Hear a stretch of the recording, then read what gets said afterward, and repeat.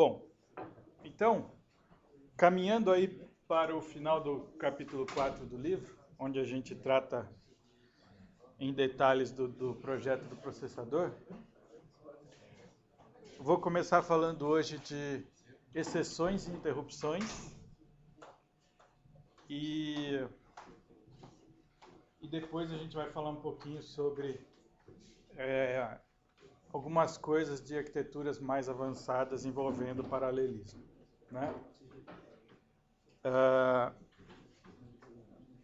Então, até esse ponto aqui, tudo que a gente viu também tem na terceira edição do livro. A parte mais para o final da aula, quando eu começar a falar um pouquinho sobre problemas envolvendo arquiteturas que são paralelas, aí talvez já não tenha no mesmo nível de profundidade, tá? Porque é um tópico inserido novo na quarta edição. Então, o que a gente falou de pipeline até agora, acho que tudo tem na edição 3 também. E sessões também tem, acho, lá na edição 3. Mas a parte de ILP não vai ter.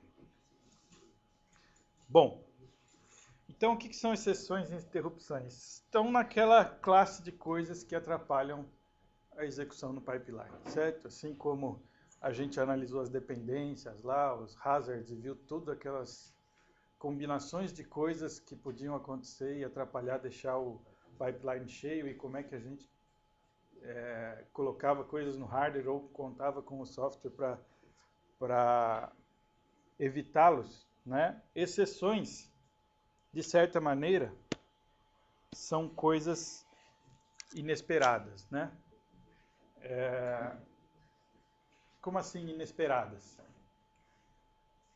Bom, interrupções ou exceções podem estar relacionadas a I/O, podem estar relacionadas às coisas que têm a ver com o programa. Então você não pode dizer que é totalmente inesperado. Mas ela é inesperada no sentido de que você não sabe exatamente quando ela vai aparecer, tá? Então,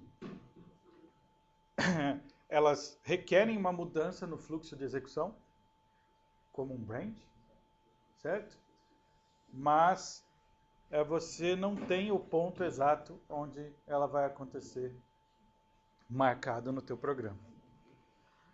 E varia um pouco de arquitetura para arquitetura como isso é tratado, certo? Então a gente vai olhar um exemplo aqui no MIPS que é um exemplo que aparece de maneira similar em muitas arquiteturas, mas os termos específicos podem variar.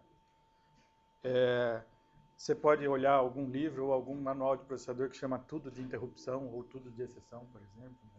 Os termos variam um pouco aí nesse tópico, mas a ideia, o conceito é sempre parecido, né? Então aqui ele chama de exceção coisas que acontecem partindo de dentro da CPU, tá? Coisas que a CPU levanta o flag e diz, opa, algo estranho aconteceu aqui. No pipeline que a gente discutiu, tem, por exemplo, dois tipos de exceção que pode acontecer, porque ele é simplificado, né? Então, pode ter algo, se você mandou uma instrução que ele não conhece, isto é, se você usou um opcode inválido para montar o teu binário e aquilo sofre o fetch no processador, mas ele não conhece aquilo lá. Então, é o que ele chama aqui de unidentified opcode. E overflow, né? Na LU você pode ter alguma operação que dê overflow, tá? Então isso é coisas do tipo como essa que ele chama de exceções. E interrupções são as coisas que você interrompe, alguém de fora interrompe o processador, tipo, ele deu uma instrução que disparou alguma coisa que tem I/O, alguma hora esse I/O termina e interrompe ele de volta para devolver o resultado ou algo do tipo, certo? Não é muito fácil você, tendo pipeline, tratar isso daí sem sacrificar a performance, né? Porque no fundo você vai ter eventos que requerem mudança no fluxo de controle. Então o problema aqui é similar àquele problema discutido para o branch. Você pode mudar o fluxo de controle, então você não sabe qual é a próxima instrução a ser executada com certeza, e você tinha que fazer coisas para minimizar o quanto você paga por isso, certo? Então a gente viu isso na aula passada. Na verdade aqui, de certo ponto, é até pior, né? Porque lá você sabe que isso vai acontecer quando você decodifica um branch. Aqui você não sabe, simplesmente quando vai acontecer, certo? Então, mas é o mesmo tipo de problema. Você vai ter uma mudança no fluxo de execução e você tem o pipeline lá que estava com coisas lá dentro. E aí? Então vocês vão ver que a solução também é parecida com a que foi dada no branch, né? Não tem muito o que inventar.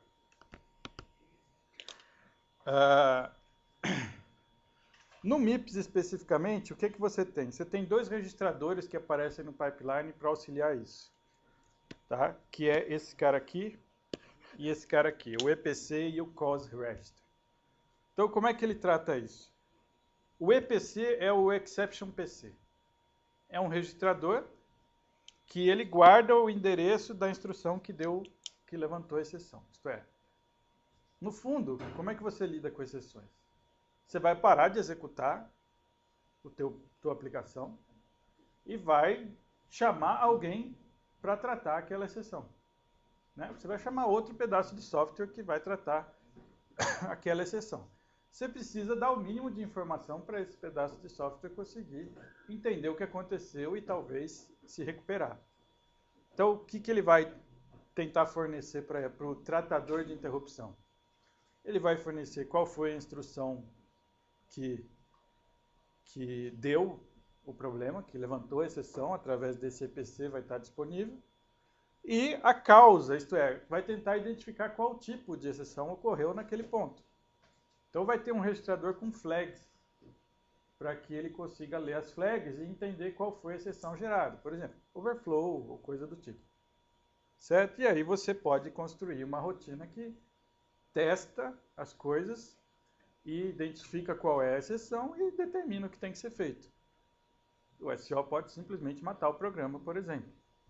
Certo? Se for uma exceção catastrófica, né? Daquelas que não tem como recuperar, como, por exemplo, opcode não identificado. O que ele vai fazer? Tá certo? O seu binário está errado. Tem uma instrução lá que não existe. Mata o programa. Né?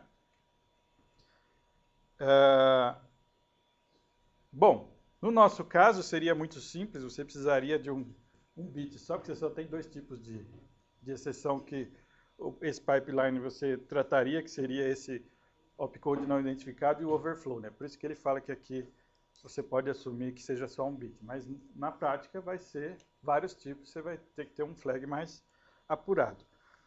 O MIPS, ele adota um estilo onde tem uma rotina para a qual ele salta, e essa rotina vai decidir qual tipo de exceção é e vai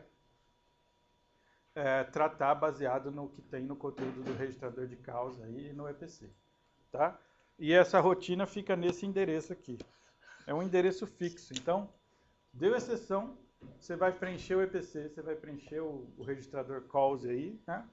E vai saltar para esse endereço. E lá tem a rotina que vai tratar e decidir o que tem que fazer. E aí, se ela decidir que vai recuperar, vai fazer alguma coisa, vai voltar para o programa, essa rotina salta de volta para a sua stream, lá para a sua sequência de instruções e a coisa continua a execução. Tem um mecanismo alternativo, que talvez você já tenha até usado, dependendo de como foi o curso de 404, por exemplo. Né? Quando vocês, ou algum curso de programação de microcontrolador ou algo do tipo, você podia ter lá um vetor de interrupções, certo? E aí você tem um vetor onde cada endereço tem um endereço que trata uma interrupção específica. Tá? Então seria uma tabela assim, com endereços para unidentified opcode, um overflow, outro endereço, etc. E aí você tem que pelo salto já está determinado qual é o tipo de interrupção. Você já tem que saltar para o tratador do tipo certo. Então, o MIPS aqui, o exemplo que ele vai dar, usa esse aqui, onde você tem só um render que usa esse cause regist para determinar e o EPC para saber onde foi. Certo? Isso aqui não é novidade, né? Vocês já mexeram com interrupção em algum curso desses que eu mencionei, né? Certo. Bom, na verdade a parte que vai ser novo aqui, realmente eu acho que é você ver no pipeline o que isso acrescenta lá para você conseguir fazer esse tratamento que lá no nível do software você já deve ter visto de algum jeito. Então, quais são as ações que você tem que tomar, né? No seu tratador? Primeiro, você tem que ler o registrador de causa para entender o que foi que aconteceu. E aí você transfere, provavelmente essa função tem outras rotinas associadas a ela, cada uma para tratar o tipo específico de exceção que aconteceu.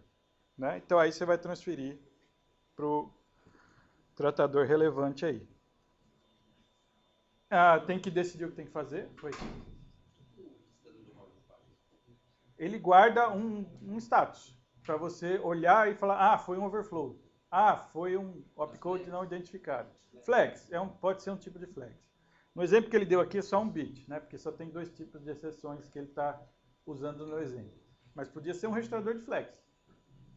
E aí você olha aquilo e fala, esse é o status da coisa. Então, o que deu errado aqui? Foi um overflow, porque tem um bit setado aqui que significa que foi overflow. Certo? Então, é um conjunto de bits, provavelmente guardado num registrador, que você lê e, analisando aqueles bits, você determina qual tipo de exceção ocorreu. Tá?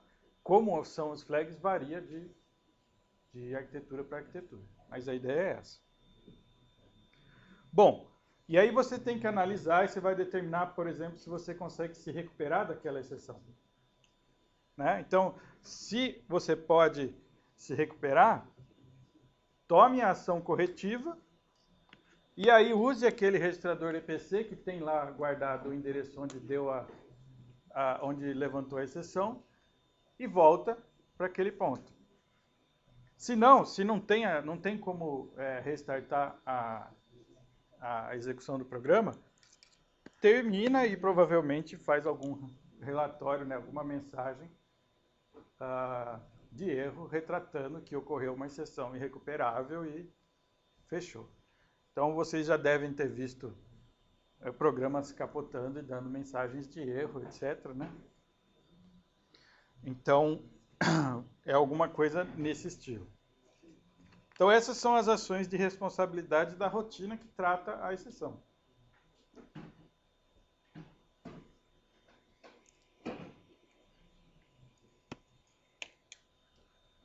Então, o que as exceções causam no pipeline especificamente, né? Já que a gente está trabalhando com um processador que está implementado com pipeline. Como eu mencionei para vocês, é muito parecido com o que acontece no hazard control, isto é, naquele do branch, porque você vai desviar o fluxo de execução para o tratador de exceção, que não era algo que estava previsto. Então, os problemas são a mesma coisa do branch, que você não fez a predição correta, por exemplo. Né? Você tem que, basicamente, conseguir aí alterar esse custo de execução, mas, né, somado a isso, aqueles problemas de guardar o registrador de causa, guardar o EPC e etc. Então, ele dá um exemplo aqui para você considerar que aconteceu uma exceção de overflow envolvendo o registrador escrita no registrador 1. Né? Então, ele fez a soma e levantou uma exceção de overflow. Então, o que o pipeline tem que fazer? Ele não pode deixar o 1 ser o valor que está lá no 1 ser estragado, porque talvez isso seja importante para determinar o que o tratador de exceções vai fazer. Ele quer ver o valor que gerou o overflow, por exemplo. Tá? Então, ele não deixa escrever efetivamente o que em cima do registrador 1. Só que no pipeline não vai ter só esse add, certo? Vai ter outras instruções passando ao mesmo tempo. Então, as instruções que vieram antes do add Não foi elas que gerou a exceção, certo? Não foram elas que geraram a exceção. Então elas têm que completar. Tá tudo bem com elas. Só que a exceção do add vai ser gerada no terceiro estágio, que é quando ele faz a soma. Então tem uma instrução no quarto e no quinto estágio que você vai querer completar. Então não é simplesmente apaga tudo, né? E aí você sim tem que apagar as instruções que vêm depois do add, porque você vai saltar para um outro lugar. Você não vai fazer aquelas instruções, pelo menos não agora, tá? E aí vem a escrita nos dois registradores que o tratador de exceção vai usar para trabalhar, e o salto, efetivamente, para o tratador. Então essas são as tarefas aí, né, as ações que têm que ser tomadas dentro do pipeline para você conseguir fazer esse gerenciamento aí, esse tratamento de exceções. Então, como é parecido com um branch que você não predizeu corretamente, porque você não previu corretamente, porque é um transfer de control, certo? Quer dizer, você ia para um lugar, mas não vou mais, esquece, você errou. Apaga o que está atrás de você e deixa o que está na frente completar. Isso é exatamente a mesma coisa que tinha num hazard de transferência de controle. Então, o hardware envolvido nesse tratamento é muito parecido. Então, se vocês se lembrarem, na aula passada a gente foi incluindo sessões no pipeline, em alguns estágios. Na verdade, sessões não, unidades, né? Unidades de controle. Porque eu falei que aqui no fundo é um controle, certo? Ele deu nomes diferentes, mas no fundo são pequenas unidades de controle. Então você tinha lá o forward unit, que foi incluído para fazer o forward. Você tinha o hazard unit, que foi incluído para o problema de stalls lá, que verificava o load, etc. E o problema do branch. Então esse hardware já está lá. Boa parte do que você precisa para isso aqui já está lá, naquilo que a gente viu na aula passada. Então aqui ele destaca em azul a parte de controle, né? Boa parte disso já estava no slide da aula passada, né? Olha lá, o Hazard Detection Unit na parte mais de cima, o Forward Unit está aqui embaixo e ele não tem nada a ver com a exceção agora. Então, onde é que estão as coisas relacionadas a exceções? Bom, primeira coisa é uma nova entrada possível para o PC, que é a entrada do tratador de exceções, que no caso do MIPS é fixo, certo? Então ele tem uma entrada aqui do MUX que pode carregar no PC com aquele endereço do tratador de exceções. Bom, como é que você apaga uma instrução do pipeline? Vocês lembram da aula passada? Como é que você vai inserir uma bolha no pipeline? Qual era o artifício que ele tinha para fazer isso? Zerar os sinais de controle, que está aqui, né? Ó. Tem uma entrada zero no MUX que vai setar os sinais de controle. Então, se ele perceber que precisa, ele insere zeros nos sinais de controle. Tá? Só que notem que isso agora apareceu aqui também. Porque você tem que zerar uma instrução que já está no terceiro estágio. Por exemplo, se dá um overflow num add. Foi no terceiro estágio que ele vai identificar o overflow, que é onde acontece a conta.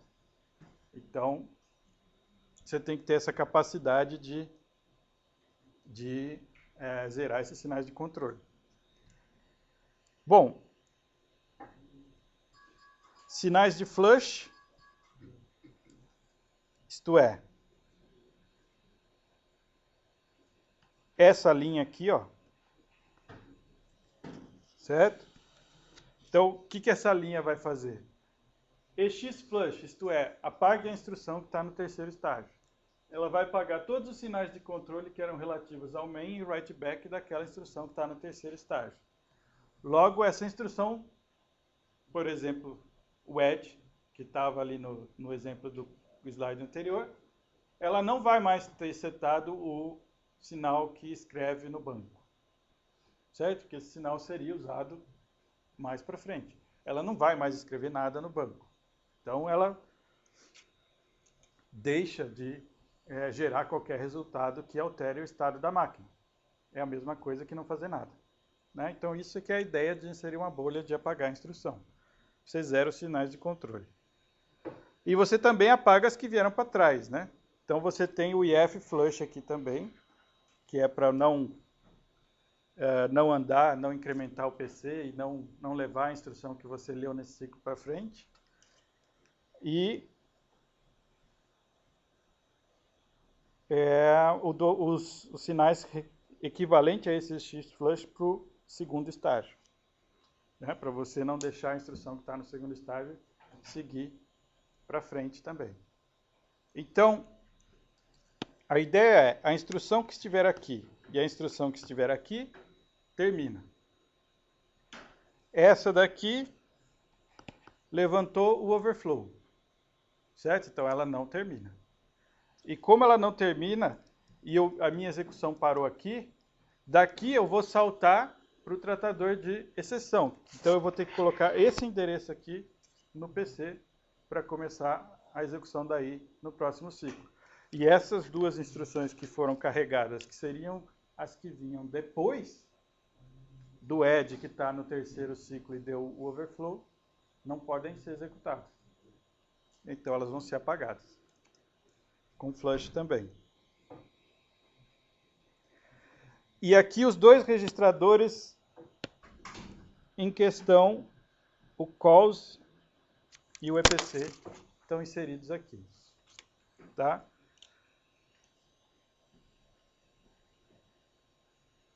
Se você fosse fazer um desenho 100% completo, ainda faltaria um sinalzinho, por exemplo, vindo da LU para a unidade de controle para sinalizar que teve overflow, mas ele não está chegando nesse nível de detalhe, senão o desenho ficaria ilegível, tá? Mas como é que você sabe que deu um overflow na LU? É a LU que avisa, tá?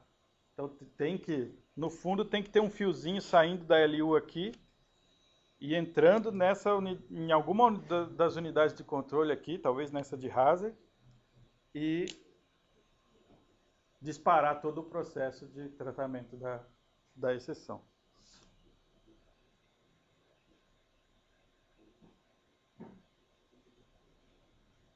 Então, uma coisa que vocês têm que notar, né, que ele está destacando o hardware associado ao ponto em que ele está tratando agora, exceções, por exemplo. Então, aqui conforme a gente foi tratando pipeline, o desenho, o diagrama do circuito, às vezes aparece um pouquinho diferente entre uma figura e outra. Por quê? Porque colocar tudo na mesma figura ficaria muito denso. Então, às vezes, ele abstrai um pedacinho do hardware e destaca outro. Tá? Então, talvez, se você comparar essa figura com uma onde a gente estava discutindo lá atrás forwarding ou qualquer outra coisa, aí você olha, mas por que sumiu esse mux daqui? Por que sumiu esse header daqui? Não está mais lá? Porque, às vezes, é só porque ele está abstraindo, porque ele não conseguiria desenhar tudo de um jeito que ficasse legível, né? Nesse daqui tá bem completo, não estou identificando nada crítico que não esteja aparecendo.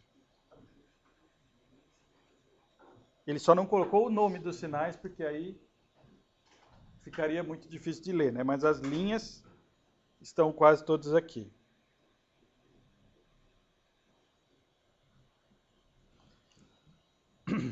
Bom, sinais de controle não, né? Os sinais de controle específico de cada unidade não estão aparecendo. Então, o reg write, o main to reg, o read main, write main não está aparecendo aqui. Está aparecendo só os sinais na parte de cima ali relacionados ao Hazer.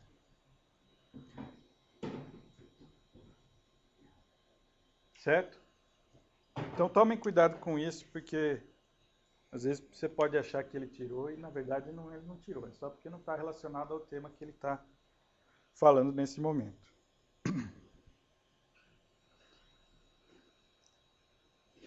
Muito bem. Então, note que não tem muito acréscimo de hardware no pipeline para conseguir tratar exceções. Você já tinha boa parte das coisas necessárias para conseguir fazer isso. visto a similaridade com o control hazard, que a gente já discutiu a aula passada. Bom, aqui ele resume mais ou menos o que eu já falei, né? Então, se você tem as exceções, o que é que você vai fazer, né? Você vai fazer o flush da instrução, que deu, se ela é recuperável, por exemplo. Você vai fazer o flush da instrução, disparar o tratador, e aí esse tratador retorna, ele vai fazer tudo de novo daquela instrução, vai fazer o fetch de novo, o ID de novo, aí vai passar a instrução de novo para o pipeline. Se tudo ocorreu bem, agora ela não vai dar exceção, certo? E aí, a partir daí, segue a execução normal do programa. Como é que ele consegue fazer, então, esse retorno? É porque a gente salvou o ponto da execução que deu problema naquele registrador EPC. Lembrando que, na verdade, o que você salva é sempre PC mais 4, porque essa conta de PC mais 4 você já faz logo no início lá, né? No primeiro estágio. Então, no fundo, você está salvando o endereço sempre PC mais 4. O tratador de exceção tem que saber disso, senão ele vai olhar a instrução errada. Então, aqui tem um exemplo de um código, uma sequência de código. Então, isso aqui seria a aplicação, isso aqui seria o início do tratamento do tratador de exceção. E ele vai colocar uma foto do pipeline aí no momento da exceção, tá certo? Para destacar os pontos que estão operando. Então vejam que a linha azul, nas linhas azuis, o que você tem? Bom, a ideia dele é que, se você olhar o código, você tem um edge aqui, né? Que é aquele edge do registrador 1 que ele já tinha mencionado, e é esse cara que vai dar a exceção de overflow. A instrução seguinte é o endereço 50, certo? Que é o SLT. Então, notem que no momento que o edge der a exceção, o valor que ele está pegando aqui é o PC mais 4, é um 50 que está escrito ali. Né? É isso que vai para o registrador EPC. Por isso que ele falou que o tratador tem que estar ciente disso. No fundo, o endereço do edge não é 50, não é 50, é 4C. Bom, muito bem. Aí o que está acontecendo aqui?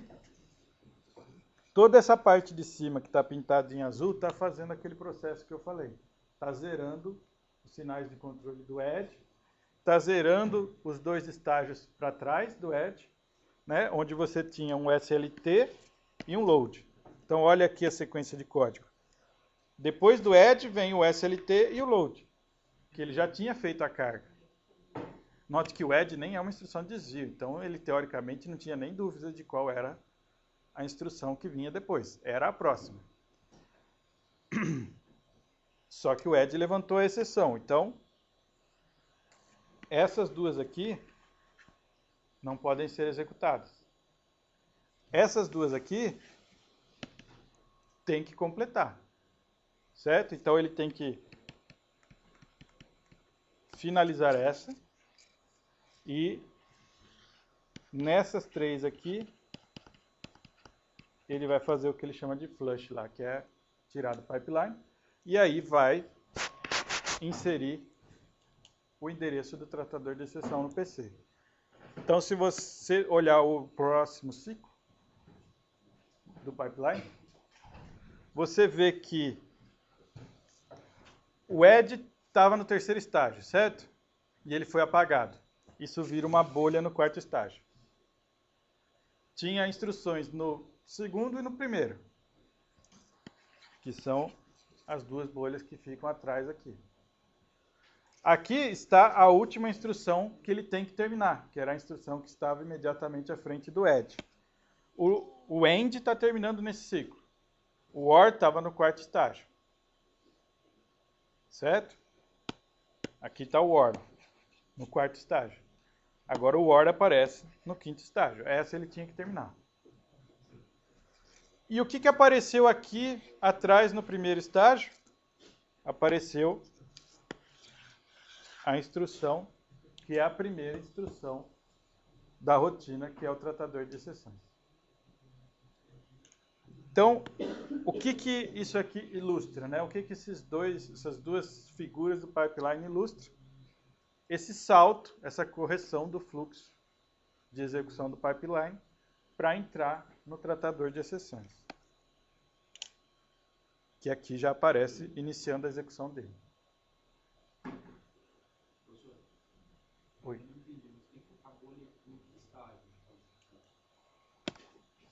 A exceção aconteceu aqui.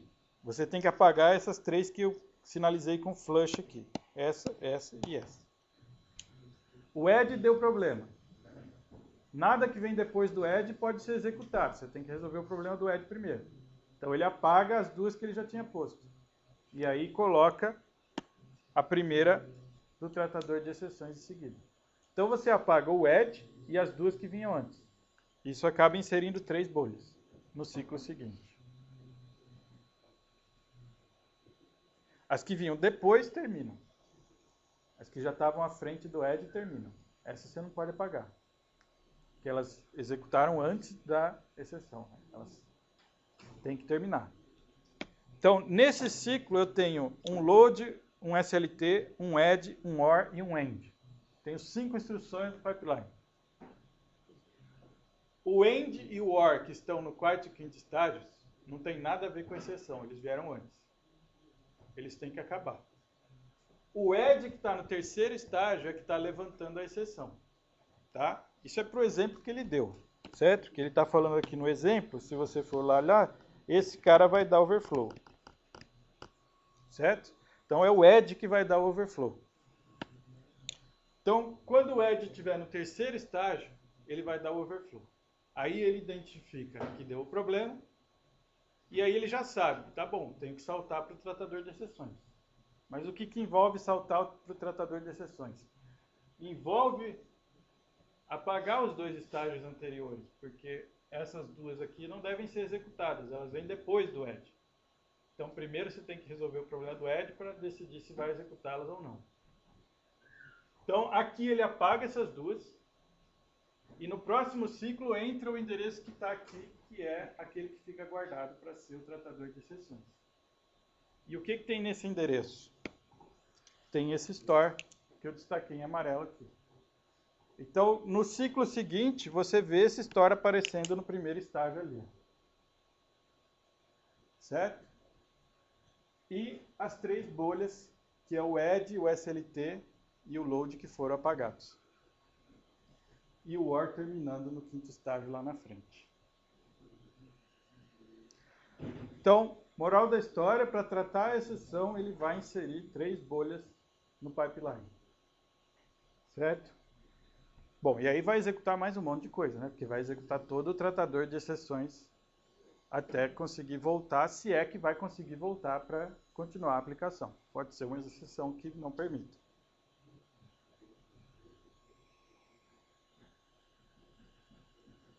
Tudo bem?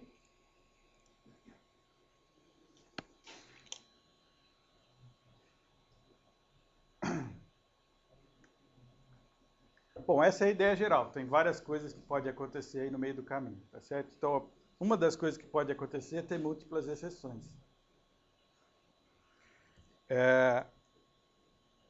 Então, o approach mais simples, né, vamos tratar aquela que veio primeiro, porque é a primeira exceção que ocorreu.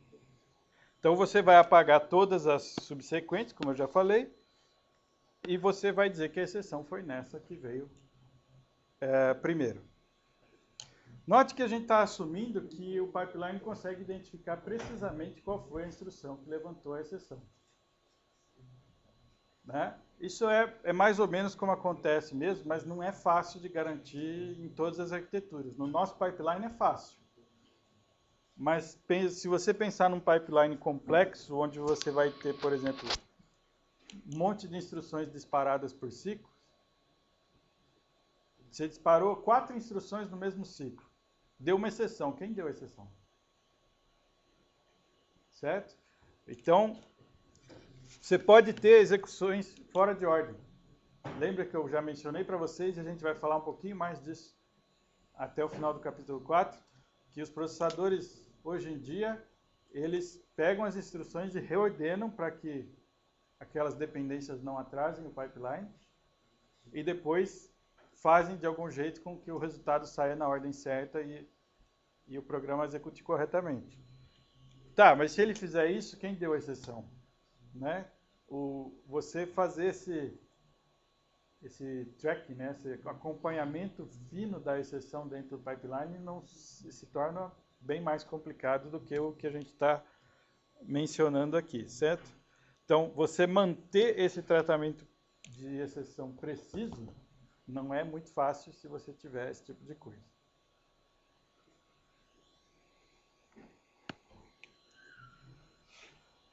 O que seria exceções imprecisas, então? Tá? Seria, deu uma exceção para o pipeline, salva o estado, né? Salva os registradores, salva os flags todos, incluindo aqueles que indicam a causa da exceção. Mas, se você tiver várias instruções no pipeline rodando ali, você não vai indicar para o tratador qual foi a exceção que deu o problema. Você vai deixar ele olhar esse estado que você salvou e decidir. Peraí, foi esse estado aqui, foi esse tipo de exceção, não sei o que, deve ter sido essa instrução que deu o problema.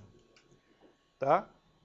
Então, ele vai descobrir que instruções tiveram exceções, que instruções eu tenho que completar e que instruções eu tenho que fazer flush, né?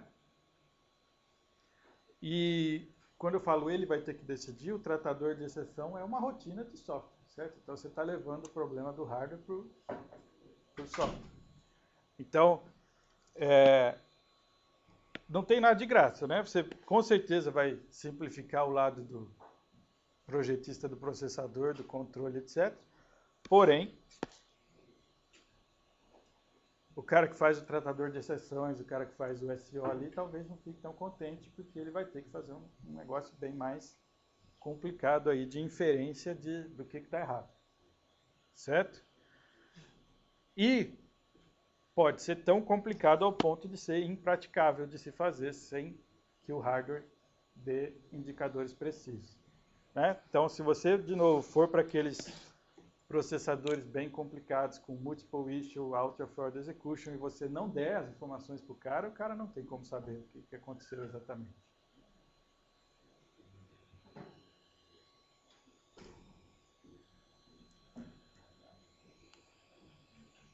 Tudo bem?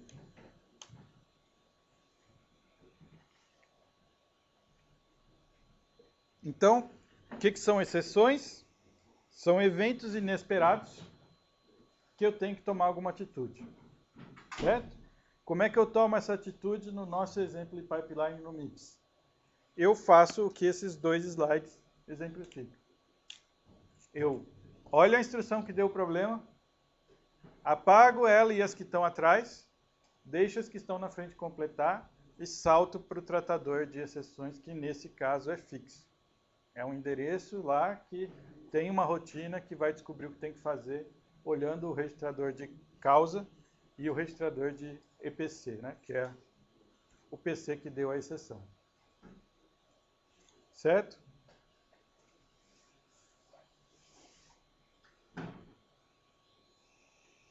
Eu falei tudo falando de exceções, mas interrupções é exatamente a mesma coisa, certo? Isso aqui vale para exceções ou interrupções.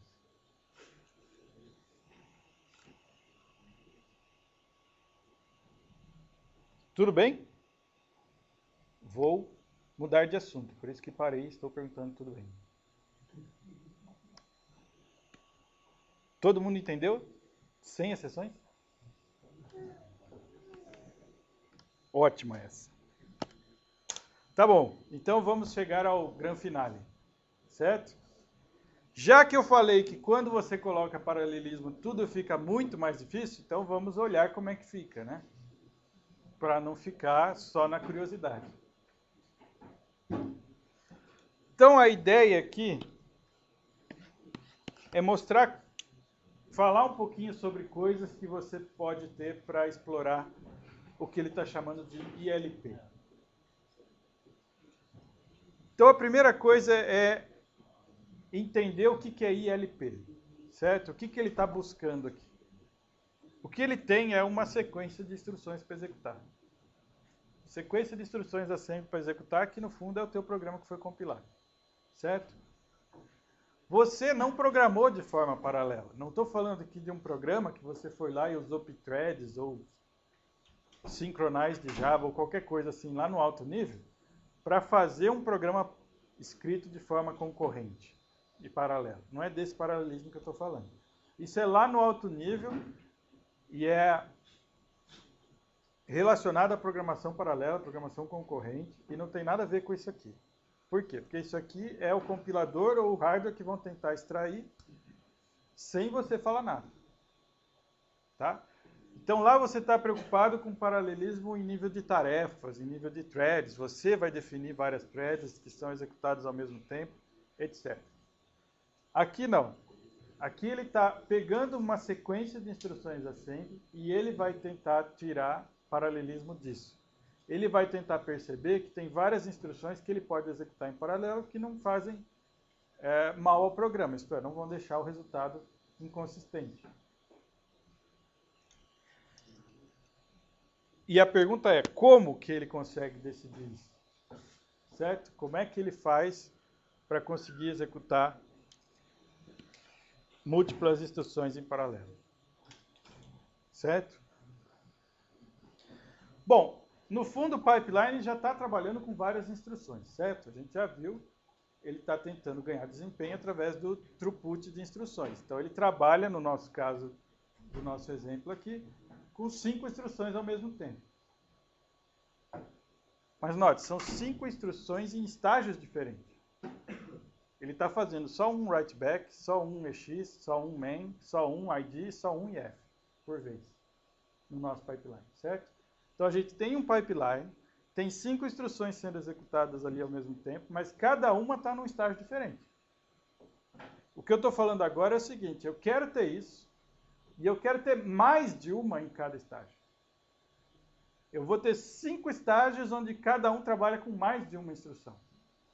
É realmente fazendo duas coisas ao mesmo tempo, duas coisas iguais ao mesmo tempo. Certo? Então, 2 instruções no EX, 2 instruções no IF, 2 instruções no write-back. Certo?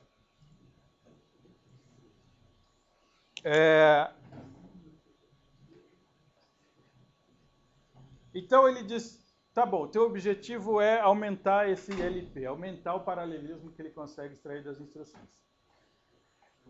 Uma coisa que você pode fazer é tornar o seu pipeline mais fundo, isto é, mais estágios. Você divide os estágios que você tem em coisas menores e coloca, então você vai acabar colocando mais operações sendo executadas ao mesmo tempo.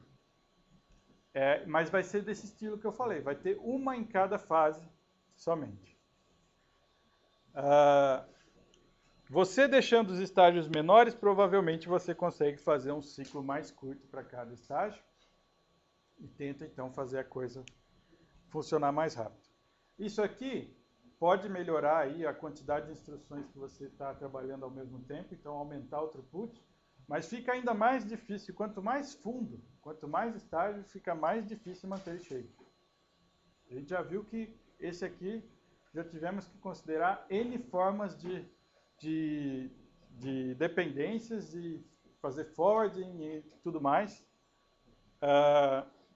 para tentar manter o pipeline cheio. Quanto mais fundo, mais difícil vai ser conseguir manter ele cheio. Tá?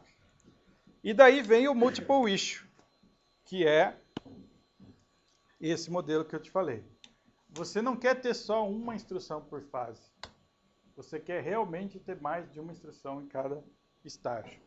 Então, no fundo, o que você está fazendo? É como se você replicasse os estágios.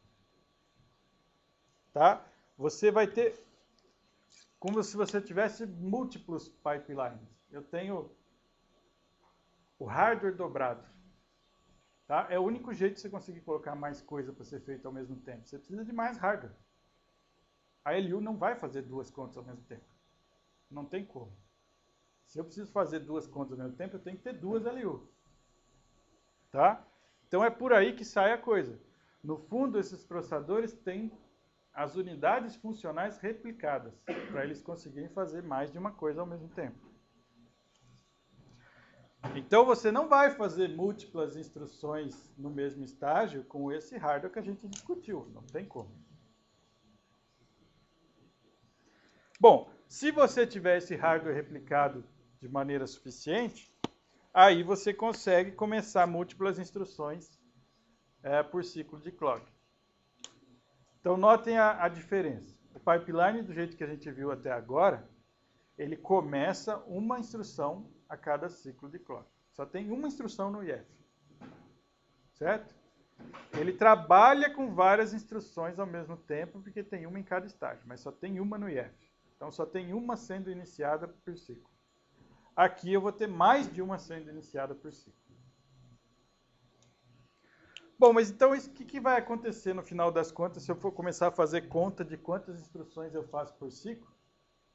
Eu não tenho aquela medida que a gente usou bastante, na prova inclusive, né? O CPI, clocks por instrução. Mas eu vou ter mais instruções do que clocks ao mesmo tempo. Então, se você for fazer essa conta, você vai acabar chegando que agora eu tenho CPI menor do que 1, porque eu tenho mais de uma instrução por clock. Tá? Então, para não ficar com esse número estranho, CPI menor do que 1, trabalhando com 0, alguma coisa, nessa parte aqui, ele usa bastante a medida inversa, que é instruções por ciclo. Ao invés de ciclos por instrução, ele usa instruções por ciclo. Certo? Então, meio CPI seria 2 IPC. Bom, então como é que é essa história do IPC? Bom, se eu tenho um processador de 4 GHz que consegue fazer 4-way, isto é, 4 issues de instrução por ciclo, o que eu consigo fazer no fundo? Quantas instruções por segundo eu executo? No meu pico aí. O máximo que eu consigo fazer.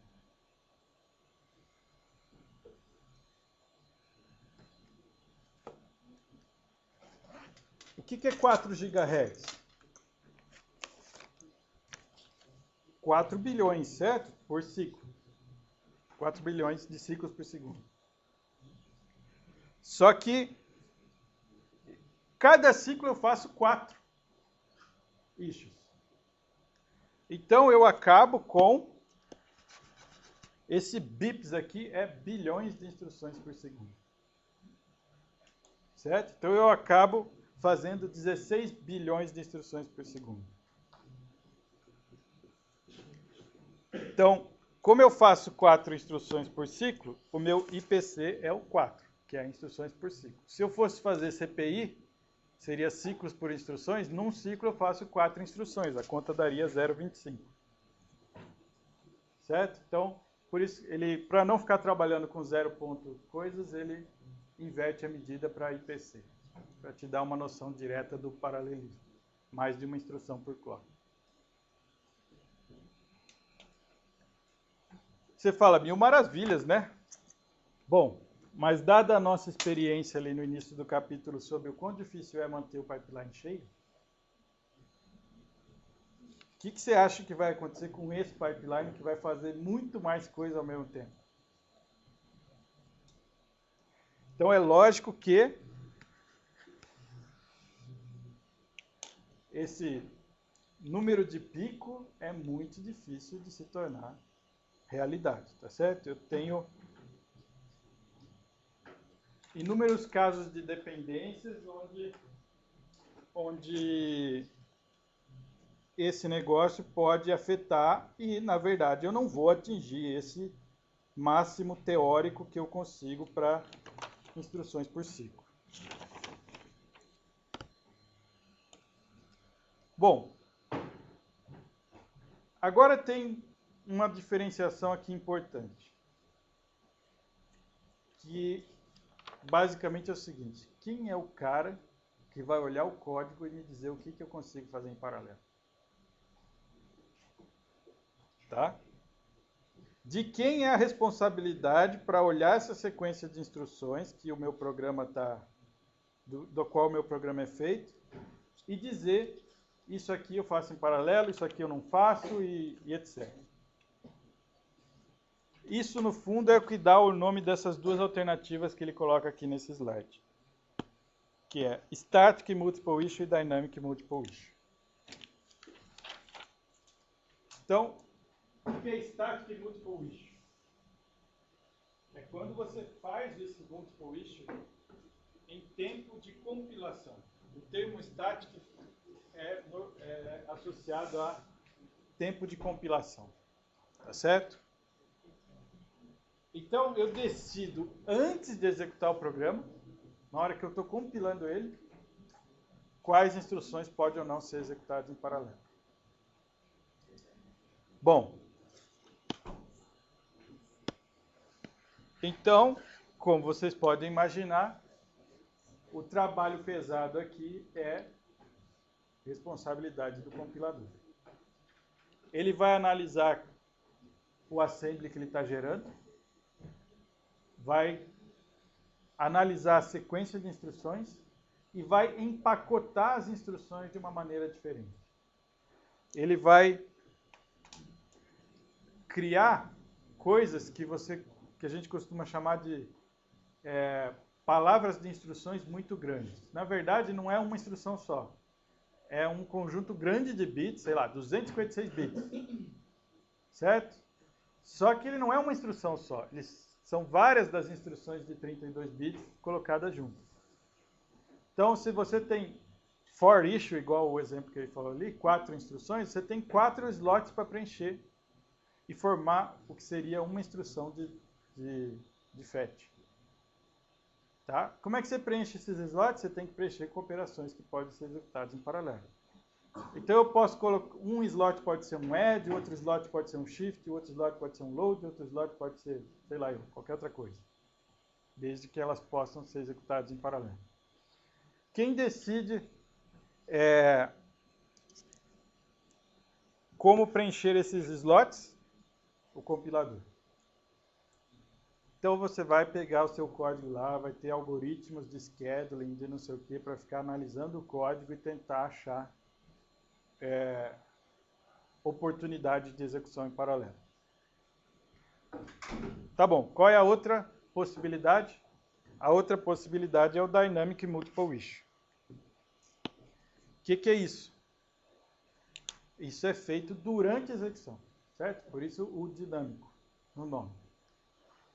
Durante a execução, a CPU examina a sequência de instruções que ela está recebendo e decide que instruções ela pode fazer em paralelo.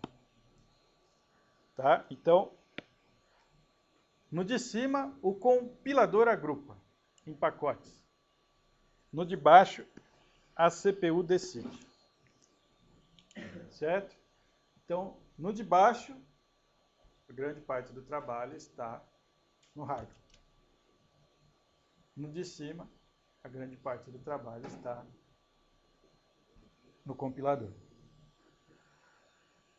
No de baixo, lógico que o compilador pode tentar ajudar, certo?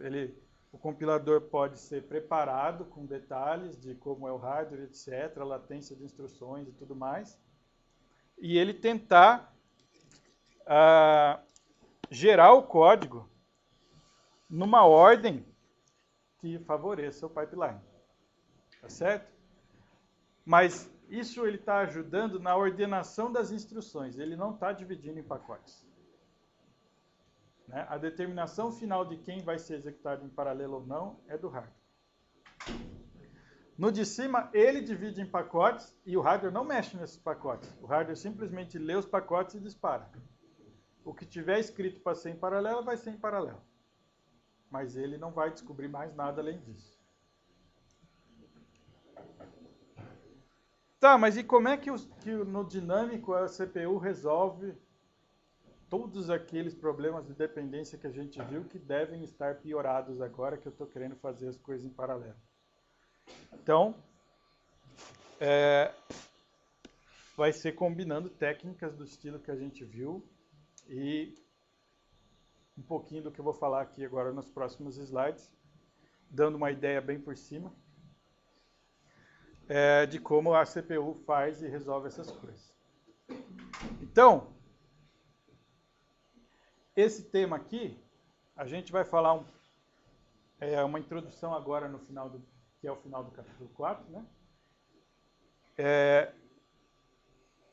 Mas é um tema, vamos dizer assim, o tema principal, um tema muito forte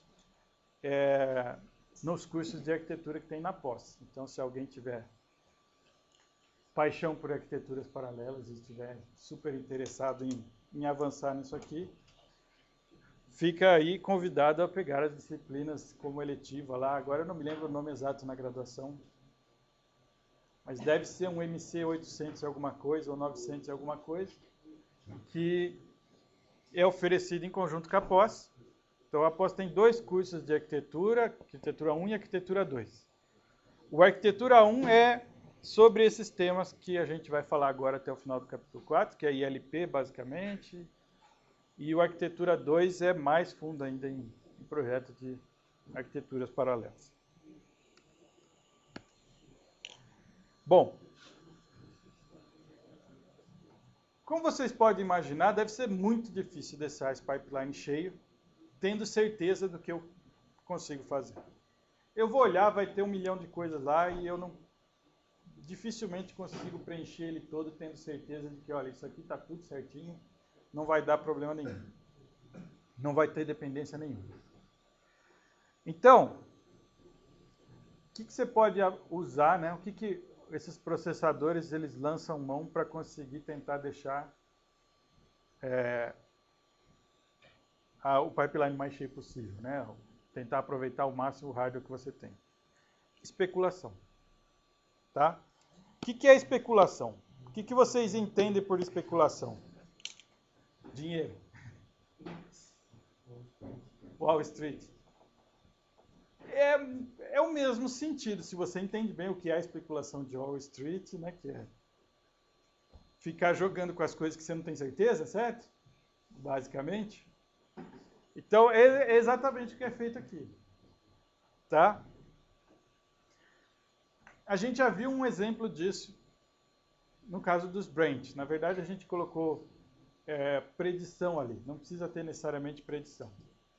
Né?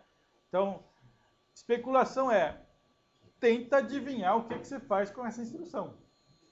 Apesar de que você não tem informação suficiente ainda para ter certeza. Então, você faz um chute. Sei lá, eu tenho um if no código. Eu vejo que tem um if no código, né, que no fundo isso vai me gerar um branch lá no assembly, e eu não sei para onde ele vai. O que eu fiz? Fiz um guess lá, certo? Fiz um chute calibrado de como vai se comportar o programa. Então, para qual lado do if eu vou? Then ou else? Eu não tenho como saber isso antes de executar o branch. Porém, eu posso chutar. Bom, aí tem aquele esquema de branch prediction que a gente viu, que tenta fazer o chute bem calibrado e acertar a maioria das vezes. Mas eu posso chutar em coisas que eu não tenho a menor noção também. Tá certo? O que isso complica? Como é que é? Bom, simplesmente vou chutar, e daí? Lógico que isso complica bastante a operação depois, porque eu posso estar errado. Então a gente viu lá no pipeline, se eu chutar o branch foi tomado, e ele não foi tomado, eu tenho que apagar as instruções que eu fiz o fetch, né, que eu fiz a busca, não vou executá-las, não vou deixá-las terminarem, vou inserir bolhas, vou corrigir tudo e fazer a execução no fluxo certo. Então é essa a ideia em especulação também. Se eu fizer o chute e eu estou errado, eu tenho que desfazer tudo que eu fiz. Então pense no caso do if. Suponha que eu tenho muito hardware e eu não quero ficar esperando, não quero. O meu pipeline é muito fundo, o branch vai ser definido se vai saltar ou não, lá no 6º estágio, sei lá, eu não quero ficar pagando esse tempo todo esperando para ver se o branch vai ser tomado ou não. Eu tenho uma arquitetura paralela, tenho unidade funcional pra caramba para preencher lá, o que eu vou fazer? Posso fazer os dois. Faz o then e faz o else. Quando eu descobrir o que dá o branch, eu jogo um deles fora. Certo? Isso é um jeito de se fazer. Bom, e se eu não tenho hardware para fazer os dois? Bom, aí eu tenho que chutar um. Aí se eu errei, tem que voltar tudo para trás e fazer a versão certa depois. Isso é o que ele chama aqui de rollback. Tá? Quando ele fala rollback eu especulei, fiz um chute e eu errei. Então eu tenho que corrigir.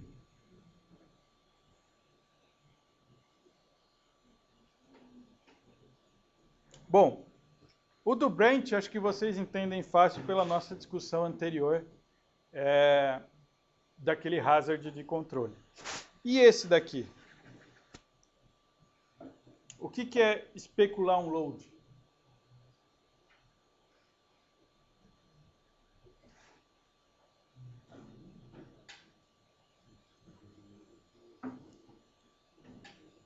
O que seria especulação de um load?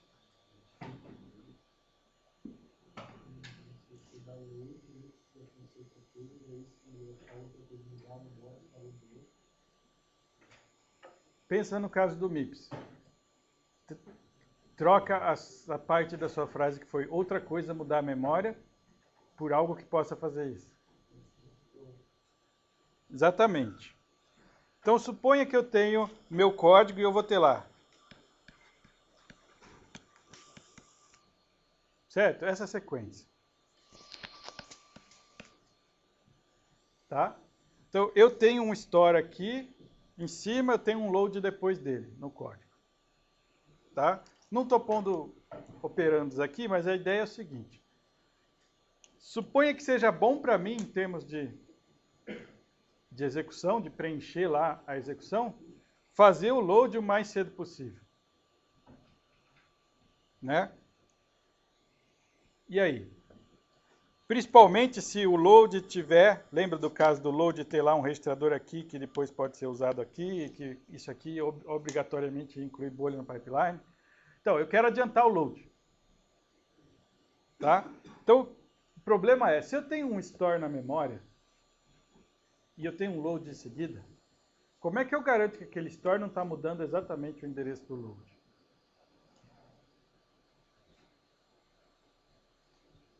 Ah, é só comparar os registradores que eles estão usando? Suponha que seja isso aqui. E esse store seja...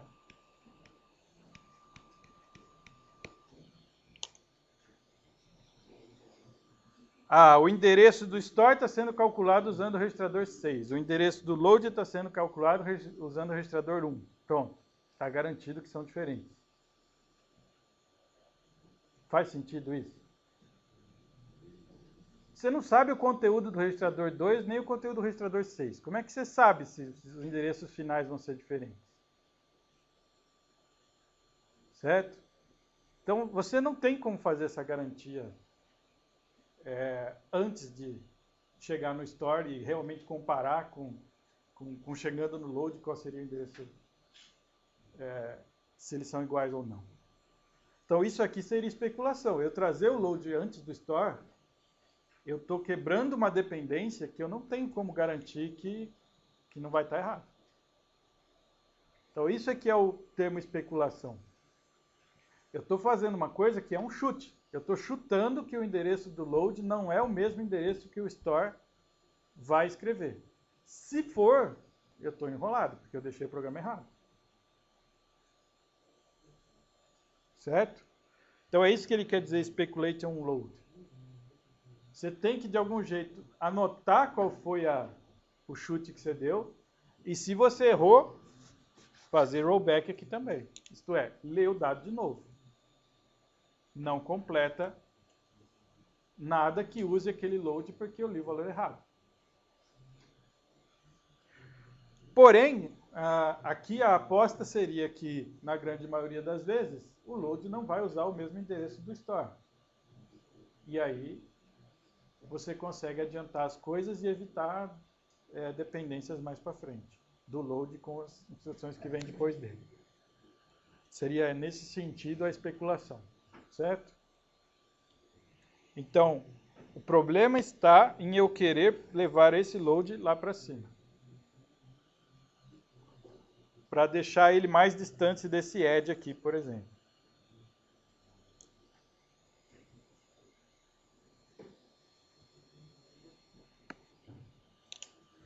Bom, especulação pode ser tanto em hardware quanto em software, certo? O compilador, o que ele pode fazer? Isso que eu estava exemplificando ali, que a gente já fez alguns exemplos. Reordenar as instruções.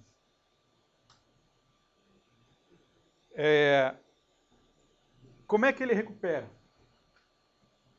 Se é o compilador que está fazendo a coisa lá, a especulação, o que é rollback para o compilador? Né? Na hora que for executar, se ele especulou, o hardware não sabe que ele especulou. O hardware está só executando o código que ele escreveu. Como é que ele faz rollback? No fundo, o que vai acontecer é que o compilador vai inserir instruções de checagem no final. Se deu errado, como se ele saltasse para uma função que recupera a coisa e faz a coisa certa ser executada. Tá? Como vocês podem imaginar, se ele errar, ele vai pagar um precinho alto aí de desempenho para conseguir corrigir a coisa toda. Então, especulação não é simplesmente decidir especular e vou especular tudo que aparecer na frente, que parecer útil. Se você fizer isso, você vai acabar com um desempenho muito pior do que o de não fazer nada, porque cada erro custa muito para recuperar. Então tem que ser baseado em análises e ser um chute calibrado, né? Não pode ser simplesmente um chute. Bom, e o hardware, ele vai olhar na sequência de instruções que ele tem, ele vai aplicar buffers para garantir que ele não estraga o programa. Então, o que é buffers? Ele não tem que escrever o resultado no banco de registradores ou na memória, no caso do store. Ele não vai escrever direto na memória ou direto no banco. Ele vai deixar os resultados guardados em buffers até as instruções chegarem num ponto onde ele tem certeza se aquele resultado está certo ou não. Se o resultado estiver certo, ele tira do buffer e põe no banco ou na memória. Aí sim significa que a instrução finalizou corretamente. Se o resultado deu errado, ele simplesmente não grava.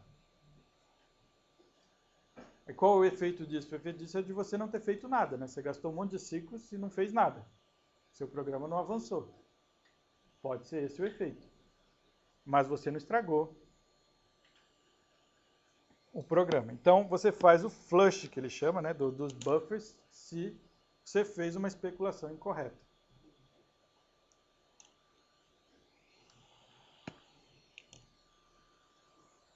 Aí fica mais bonito ainda. E se eu fiz a especulação e no meio da especulação aconteceu uma exceção?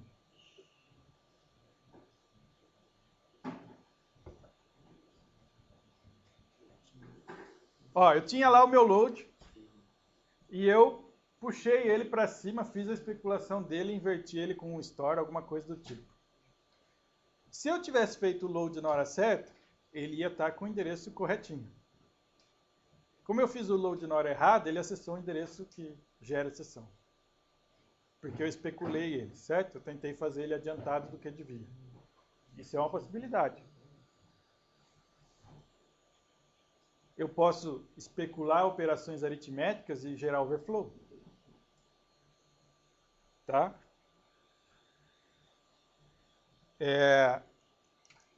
Olha o exemplo que ele dá aqui, olha que beleza. Eu especulo um load e trago ele para antes da checagem de null pointer que o programa fazia.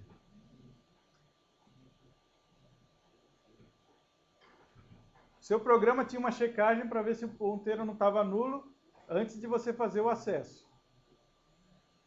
Eu tiro o load lá de baixo e jogo para cima para tentar especular e não faço a checagem de num pointer. Eu não posso fazer isso, certo?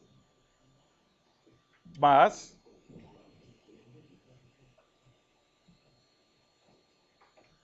o que eu tenho que fazer? Tenho que criar buffers também para guardar essas exceções. Porque se der uma exceção com coisas especuladas, eu não tenho certeza se a exceção é por causa do programa ou é por causa da especulação. Então, eu posso fazer o buffer dessas exceções até que chegue no ponto de completar realmente a instrução. E aí eu verifico, não, realmente houve uma exceção aqui. Não foi porque eu mexi a instrução que a exceção ocorreu. Beleza, aí eu disparo a exceção.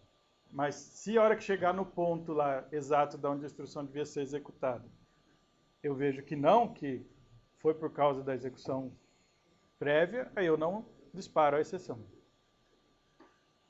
Tá?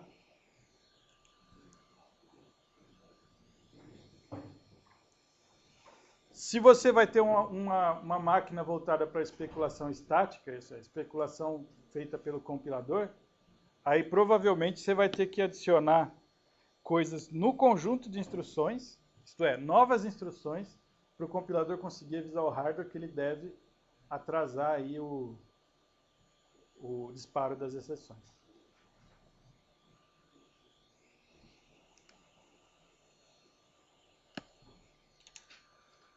Bom, agora ele vai dar um exemplo para tentar clarear aí um pouquinho como é que funciona esse negócio de fazer multiple issue.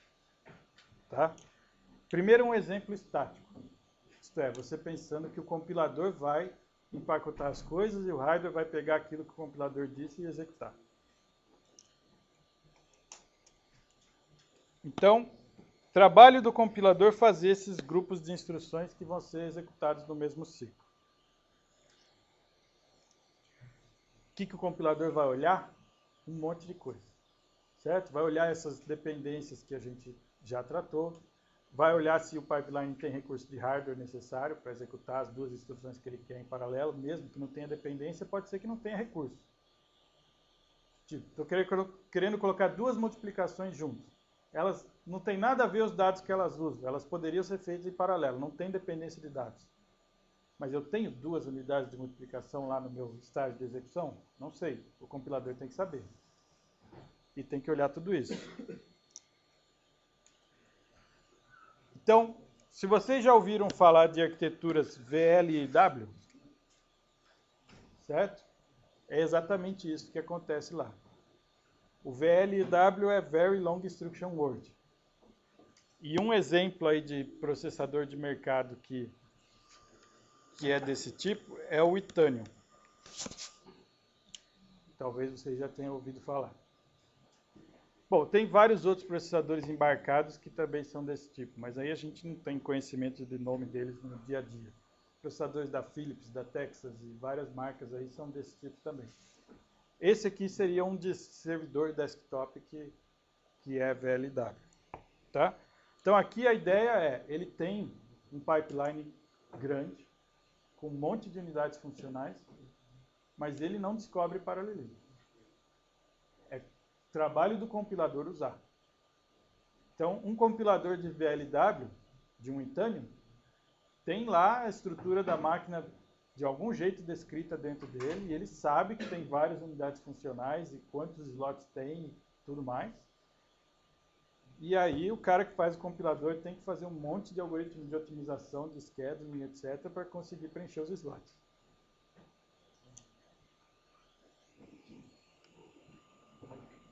Até tem uma curiosidade que o Itanium foi um processador que atrasou muito para chegar no mercado da data prevista que a Intel tinha para ele. E dizem por aí que um dos principais motivos dele ter atrasado foi que não conseguiam fazer o compilador para ele que tirasse desempenho realmente bom da máquina. A máquina tinha um potencial de hardware enorme, mas tirar o desempenho disso aqui não é nada fácil. Né? Os algoritmos de compilação ficam muito complicados por causa das dependências que tem no programa. Certo? Então, ele atrasou bastante para ser lançado na época que ele estava planejado, e dizem que um dos principais atrasos foi até eles conseguirem fazer um compilador que realmente funcionasse para ele. Bom, se você está falando que é estático, isto é, o scheduling, o escalonamento das instruções é estático, significa que todos aqueles hazards, etc., o compilador é que tem que resolver, de algum jeito, tá? Reordenando as instruções é um jeito muito comum.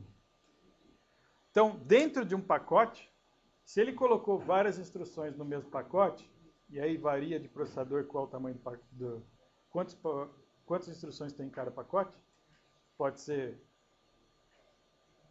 duplo, né? 2 instruções por pacote, 4, 8, aí varia dependendo do processador. Então, se é um processador com 4 slots no pacote, significa que ele pode pôr até 4 instruções para ser executado em paralelo. O problema é que essas 4 instruções realmente vão ser executadas em paralelo sem nenhuma checagem do hardware. Então, ele tem que ter certeza que ele não tem dependências dentro do pacote. Certo? É aí que vai complicando o trabalho de fazer o compilador. Bom, você pode ter dependências entre pacotes, tá certo? Que vai acabar gerando stalls do mesmo jeito. Mas aí não tem muito como evitar. E dentro de um pacote? Eu tenho 4 slots lá. Estou olhando a minha sequência de código aqui. Eu não consigo achar, nesse pedaço do código, um jeito de preencher 4 slots. Não tem. Tenho dependências demais. Não consigo fazer 4 instruções ao mesmo tempo. Tudo bem, isso vai acontecer. E o que o compilador vai fazer é preencher esses slots com NOP. Certo? Isto é, vai deixar alguns slots vazios. Você não vai ter 4 instruções executando em paralelo. Então a ideia é o seguinte. O exemplo dele é um MIPS com dual wish, isto é, 2 instruções sendo disparadas por ciclo. Então, se você olhar aqui embaixo na tabela, você vê que, lembra daquele diagramazinho de pipeline, né? Ó, isso aqui seriam 2 instruções sendo disparadas ao mesmo tempo. Então, eu tenho na mesma coluna 2 IFs, 2 IDs, 2 EX, 2 main, etc. Depois, no próximo ciclo, eu tenho mais 2 IFs, 2 IDs, 2 mains, e etc. E assim por diante. Certo? Agora, normalmente você tem várias restrições entre essas instruções que você consegue disparar em paralelo. Né? Não é qualquer coisa que o processador consegue fazer em paralelo. Então, aqui no caso dele, ele faz 2, sendo que uma tem que ser LU branch, ou branch, e a outra tem que ser load ou store. Então, ele tem como fazer em paralelo instruções que acessam a memória e instruções que usam a LU, mas ele não tem como fazer em paralelo 2 instruções que usam a LU, por exemplo. Nem 2 instruções que usam a memória. Tá? Agora, o meu pacote de fetching, lá, o meu pacote de instruções são 2. Lembrando que cada uma tem 32 bits, então ele vai trabalhar agora com de 64 em 64, para fazer a leitura da memória de instruções. Outra coisa que ele assume é que é sempre nessa ordem. A primeira instrução do pacote é o LU branch, ou branch, e a segunda instrução do pacote é o load ou o store. Isso tudo é para simplificar um pouco o hardware, principalmente a parte de controle. Tá? Porque aí ele sabe que a primeira instrução do pacote é um LU ou um branch. Isso já simplifica a decodificação. O segundo é sempre um load ou um store. Também já simplifica. Porque se ficar aberto, o hardware que decodifica esse pacote vai ser muito complicado. Ele vai ter um monte de combinações diferentes de operações ali para vir e ele vai ter que testar todas, né? Até achar. Então, por isso que normalmente essas combinações são restritas, você tem slot específico para cada tipo de instrução, etc., para facilitar um pouco o hardware, senão fica muito difícil decodificar.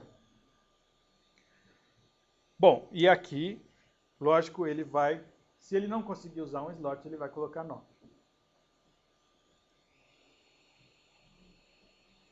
Bom, ele tenta dar uma ideia de como é que fica o pipeline para conseguir fazer isso. Uma ideia bem abstrata, tá? Ele só está destacando as coisas que teriam que aparecer, mas ele tirou boa parte do que tinha no pipeline para que fique legível. Certo? Então, onde é que você repara aqui as diferenças? Primeiro, olha só isso aqui. Isso aqui. Então, você está vendo que o que eu vou precisar para conseguir fazer isso? Eu vou precisar de uma memória que consiga me dar 2 instruções a cada ciclo. Tá?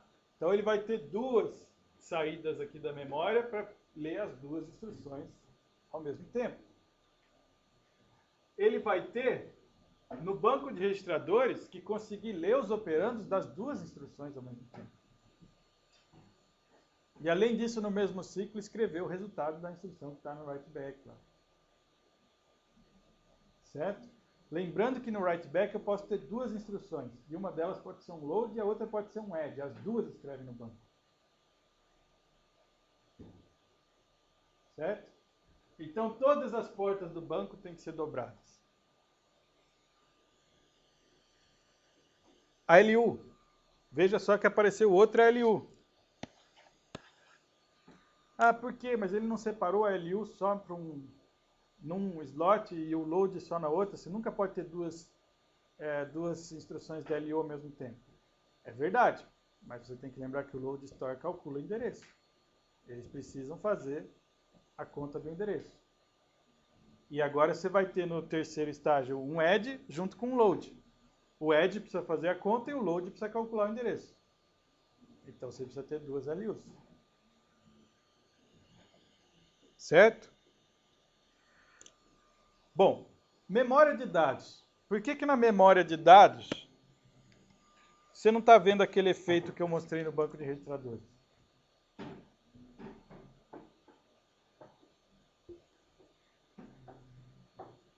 Memória de dados que eu circulei em vermelho ali agora não tem esse efeito que eu circulei em verde aqui da duplicação das portas. Por quê?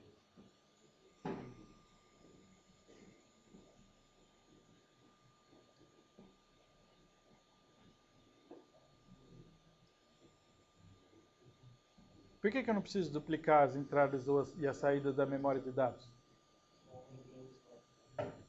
Porque aqui entra uma simplificação pela restrição lá dos tipos de instruções que eu posso usar juntos. Eu tenho 2 slots de instrução, mas só um deles pode ser load ou store. O outro tem que ser aritmética ou branch. E nem a LU, nem branch, nem a aritmética, nem branch usa memória. Certo? Então, como só load e store usa memória, é só o segundo slot que pode estar usando a memória de dados. Então, aqui fica igual era antes. Eu não preciso duplicar. Eu só vou ter um load ou um store ao mesmo tempo. Então, vejam que o hardware de cada estágio de pipeline tem que prover recursos suficientes para eu fazer essa execução que eu quero agora de multiple issue. Eu estou falando de 2, certo? 2 instruções em paralelo. Como eu falei, tem processadores de 4, de 8, tá?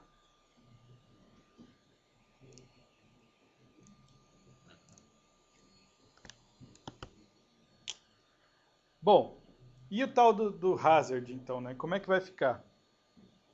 Eu tenho mais instruções executando agora, né? Então, quando eu tinha só uma instrução executando em cada estágio, eu usei o forwarding para me livrar de boa parte dos problemas de dependência de dados, certo? Agora eu inseri um outro problema. Olha essas 2 instruções aqui. O que pode dar errado?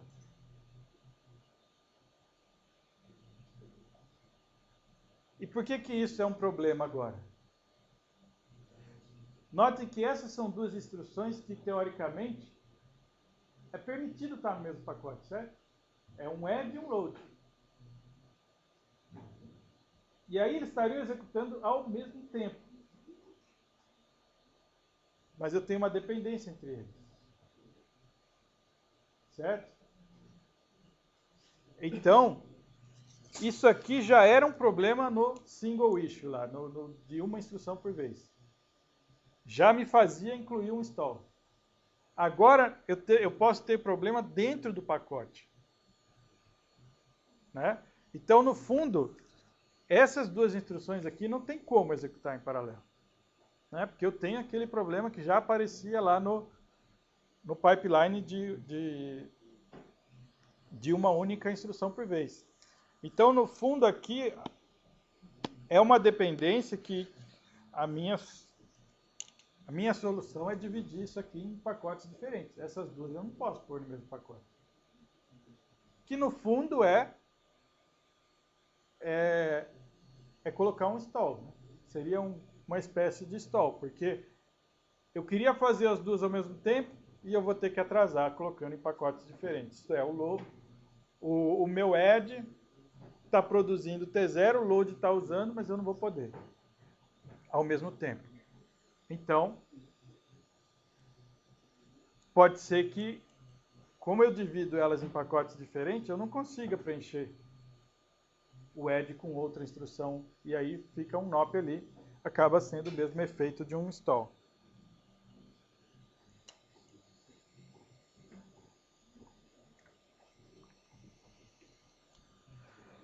Problema do load.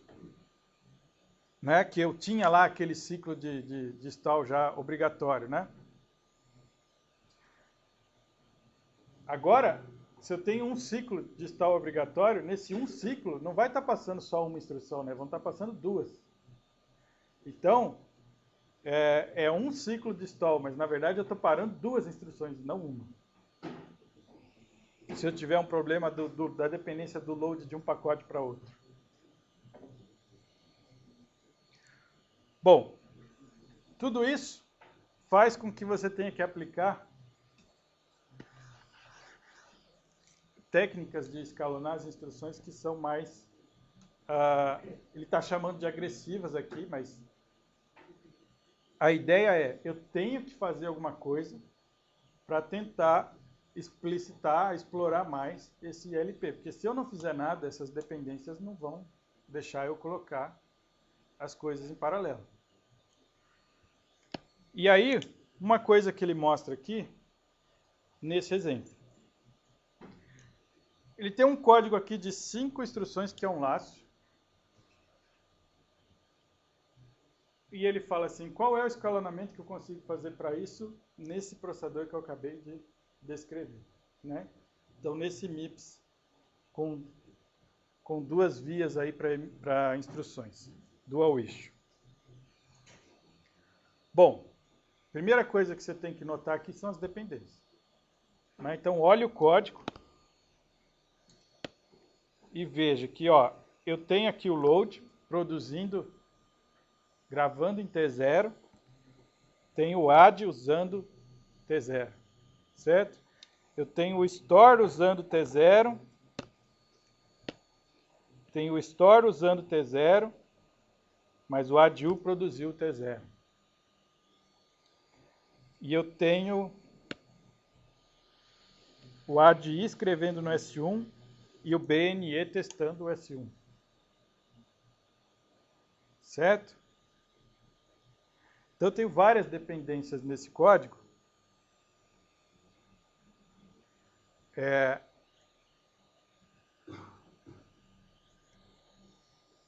E eu tenho que tentar escalonar as instruções agora duas por vez. Então, o que ele vai dizer para você aqui? Bom, o melhor que eu consigo fazer é isso que está aqui embaixo, na tabela. Então, olha o meu laço, como é que vai ficar. Primeira instrução é aquele load que eu tenho que carregar ali o elemento do array. Bom, junto com esse load, por causa das dependências, eu não consigo fazer nada. Então, esse cara aqui fica com 9. No próximo, o que eu fiz? Se você for olhar no código, a próxima instrução era o add u, que usava o resultado do load. Bom, o resultado do load eu não posso pôr ele logo depois do load, senão dá aquele problema do stall. Então eu vou inverter, porque o add i não usa o resultado do load. E aí ele inverteu e colocou o add i aqui e deixou o add u para baixo. Mas, como o add u não pode vir no segundo ciclo, ele não consegue colocar nada junto com o add i. E aí o branch precisa do resultado do add i também, certo? O branch não pode ir junto com o add i. E aí o que ele faz? Bom, por último, fica o meu branch testando o S1. E o branch não podia ir por dependência e por hardware junto com o add i, e não pode ir por causa do hardware junto com o add u, certo? Vocês lembram que o ALU branch é um slot só. O outro slot tem que ser load ou store. Certo? Então, eu não tenho mais load store para preencher ali. A única instrução que eu tenho é esse load aí. Então, veja. Eu tenho a possibilidade de 2 instruções por vez, mas onde eu realmente consegui usar? Só em 2 casos. Certo? Então, eu tenho 5 instruções no meu laço e eu levei 4 ciclos para fazê-las. Qual que é o meu ganho? Qual é o meu IPC, então? Né? 5 instruções em 4 ciclos, isto é, 1.25. Qual eu gostaria que fosse?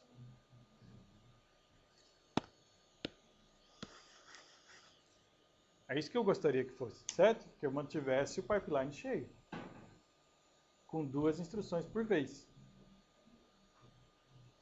Mas não dá. A gente acaba, isso aqui, analisando o código, dadas as dependências, é o melhor que ele consegue fazer. Então, o que ele vai ter que fazer?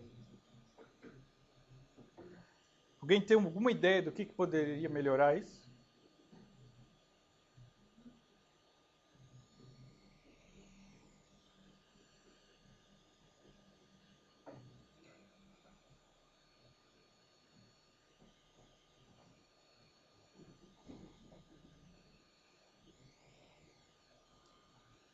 Vou dar uma dica.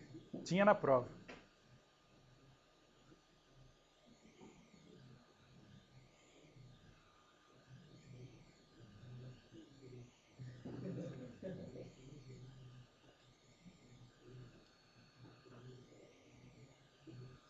Nenhuma ideia? Tinha na prova na questão 2. Exatamente. O que ele quer dizer quando ele fala assim, vou ter que usar técnicas de scheduling mais agressivos? Significa que ele vai aplicar transformações para tentar se livrar dessas dependências. Tá? E aquela transformação que eu introduzi para vocês ali na questão 2 da prova, que é o desenrolar o laço, é uma que aparece muito aqui.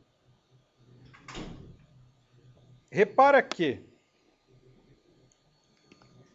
você tem as dependências, mas você não tem dependências entre os valores entre iterações nesse laço. Porque ele leu o elemento do array lá no T0, usa ele. Para a próxima iteração, ele vai ler outro elemento, certo? Então, os dados que ele vai usar na iteração 1 não tem dependência com os dados que ele usa na iteração 0. E os dados que ele vai usar na iteração 2 não tem dependência com os dados que ele usa na iteração 1, porque ele lê de novo a cada iteração o valor que ele quer, certo? É um valor diferente. Então é disso que ele vai tirar vantagem. Por quê?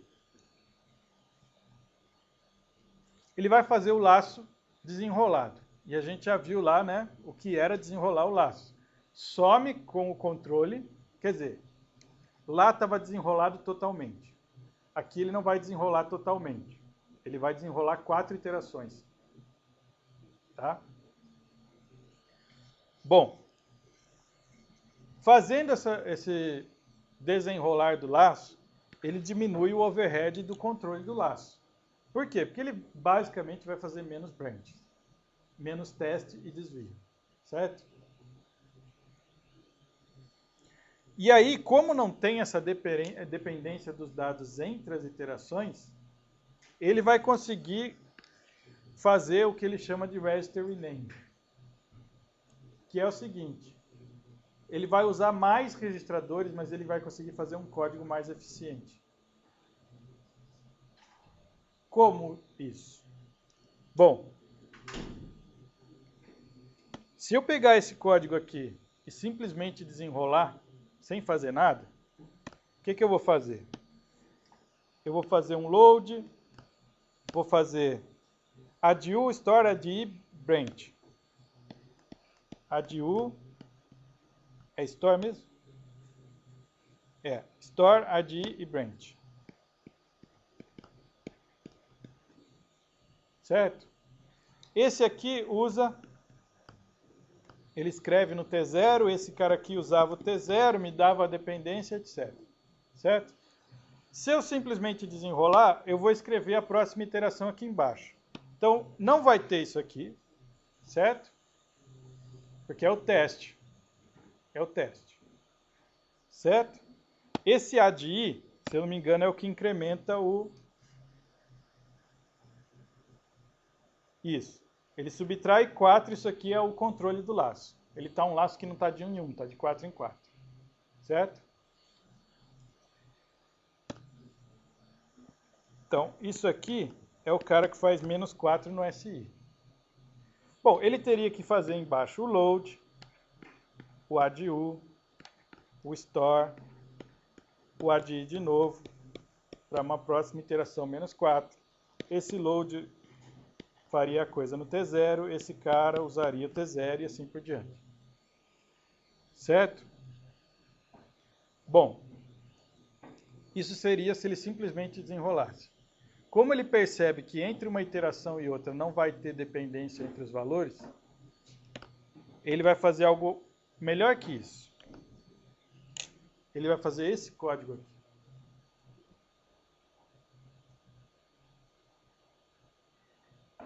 Veja onde está o truque. Tá? E o que é o register rename? T0, T1, T2, T3. Espera aí, só tinha um load para T0 no meu código. Como é que surgiu um load para T1, para T2, para T3? O que ele fez? O que ele fez aqui foi o seguinte: ele desenrolou o laço 4 vezes. Certo? Ele pôs 4 iterações, aí ele pôs um branch no final. Então, agora tem 4 loads. Porque foi desenrolado. Só que ele usa um registrador diferente para cada um desses loads, porque aí ele mata todas as dependências por nome. Porque senão você acharia que esse load de baixo aqui, você ia achar que esse load de baixo aqui tinha dependência com esse load de cima, porque os dois iam estar colocando no T0, mas são valores diferentes. E eu não ia poder colocar assim, porque senão um ia matar o outro. Mas no fundo, se são valores diferentes, por que eu não uso um lugar diferente e faço os dois de maneira mais flexível? Certo? Então, de vez de ficar colocando sempre em T0 e ter essa distância necessária entre os loads, ele colocou cada load em um registrador diferente. E aí, ele alterou os edges que usavam os resultados. Então, você consegue ver o edu da primeira interação, o edu da segunda iteração, o edu da terceira iteração e o edu da quarta iteração, cada um usando o seu T respectivo. certo? Então, eu tenho os loads de cada iteração, os EDUs de cada iteração. E aí você fala, mas onde foi parar o EDI? Também não tinha um EDI para cada iteração? O que ele fez? Ao invés de fazer 4 EDIs, ele fez um só de menos 16, ao invés de fazer 4 de menos 4. Diga. Essa é uma simplificação assumida no exemplo, que o número de iterações do laço vai ser múltiplo de 4. Se não for múltiplo de 4, vai ser um pouquinho mais complicado. Por quê? Porque ele vai ter que fazer até o múltiplo de 4 menor do que o limite de iterações e o resto fazer do jeito tradicional. Entendeu o que eu falei? Divide por 4, faz desse jeito e o resto você faz com o laço tradicional. Ele vai ter que gerar 2 códigos. Tá? Então aqui ele está assumindo que o contador de iterações lá, o limite do laço é múltiplo de 4 para simplificar. Bom, veja só. Moral da história, o que ele fez aqui? Ele desenrolou o laço, aplicou o register rename porque ele não tinha dependências de valores entre as iterações, era só uma dependência de nome. Fazendo isso, ele consegue escalonar instruções que seriam de iterações diferentes. Tá? Então você vê que o ADU usa o T1. O load que está com ele usa o T3. Então ele está carregando o valor que é da quarta iteração do laço e está fazendo a soma do valor que é da segunda iteração do laço. Ele está produzindo o resultado da segunda iteração do laço e já adiantando a carga do valor que precisa para a quarta iteração do laço. Certo? Então, se você escrever o código assim, um abaixo do outro, como estava na questão lá, na segunda questão da prova, só que lá era desenrolar só de 2. Era algo assim. Ele fez de 4. Você teria que fazer 4 vezes isso aqui com o código. E aí você ia olhar, você ia ficar com um código bem grande.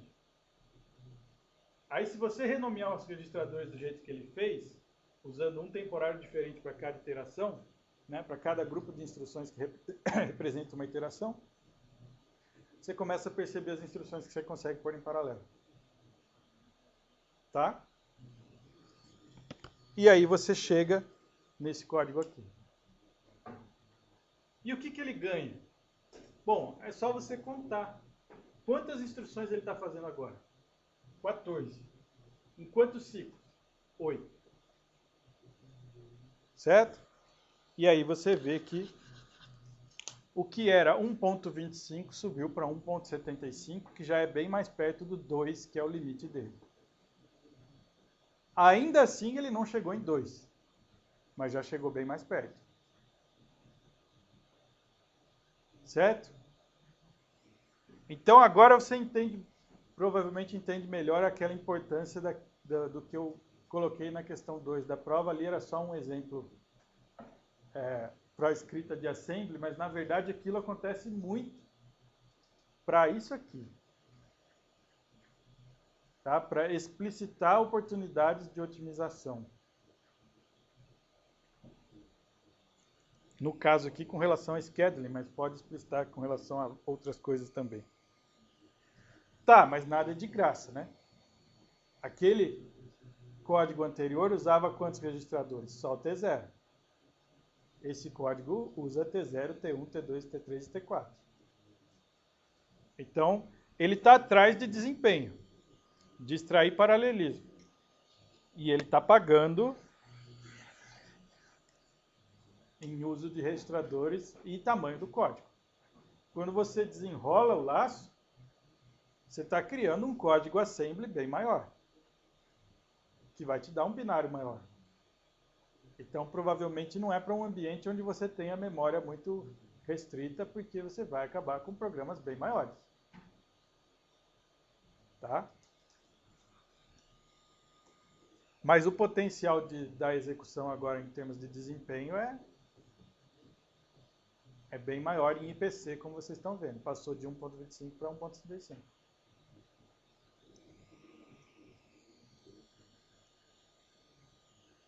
Tudo bem? Sim?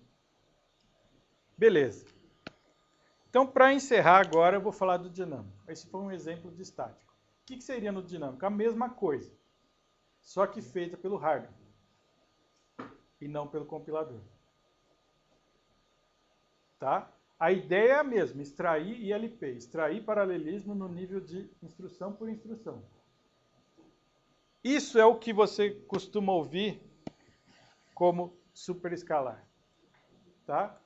Eu falei, aquele anterior é o que você deve ter já ouvido como VLW.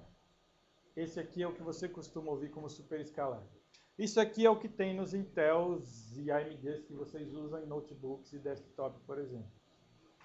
Certo? Eles seriam dessa classe aqui.